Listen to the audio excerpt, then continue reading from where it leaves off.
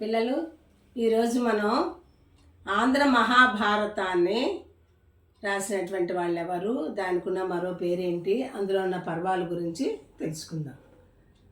ముందుగా ఆంధ్ర మహాభారతానికి ఇతిహాసము అనేటువంటి పేరు కూడా ఉంది. అంటే పూర్వగాథ, పురాణాలకి ఇతిహాసములని పేరుంది కదా.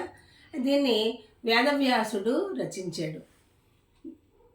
భారతానికి మరో పేరు పంచమ వేదము. పంచమ వేదము అనేటువంటి పేరు కూడా ఆంధ్ర మహాభారతానికి ఉంది. అయితే తెలుగులో నన్నయ్య, తిక్కన్న, ఎర్రన్న అనేటువంటి ముగ్గురు కవులు, వీళ్ళ ముగ్గురిని కవిత్రయము అన్నారు. ముగ్గురిని కూడా కవిత్రయము, త్రయము అంటే మూడు కదా, ముగ్గురు కవులు కలిపి భారతాన్ని తెనిగించారు, తెలుగులో రాశారు. సంస్కృతంలో ఉండేటువంటి భారతాన్ని తెలుగులో రాశారు నన్నయ్య, తిక్కన, ఎర్రన. నన్నయ్య 2.5 పర్వాలు రాశారు. ఆ సంస్కృతిలో ఉండేటువంటి పర్వాల్ని తెలుగులోకి అనువదించారు. నన్నయ్య 2.5 పర్వాలు. తిక్కన 15 విరాట పర్వం మొదలుకొని స్వర్గారోహణ పర్వం వరకు 15 పర్వములు ఆయన తినిగించారు.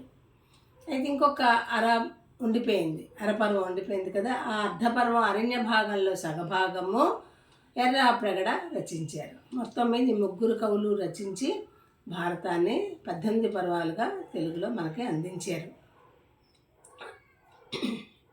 నన్నయ్య 11వ శతాబ్దంలో ఉండేవాడు, ఎర్రాప్రగడ 14వ శతాబ్దం, తిక్కన 15వ శతాబ్దం వాడు.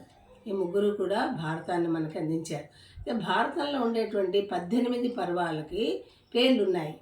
అవి ఆది, సభ, అరణ్య, విరాట, ఉద్యోగ, భీష్మ, ద్రోణ, కర్ణ, శల్య, సౌప్తిక, స్త్రీ, శాంతి, అనుశాసనిక, అశ్రమవాస, మౌసల, మహాప్రస్థానిక, స్వర్గారోహణ అని 18 పేర్లు 18 పర్వాలకి ఉన్నాయి.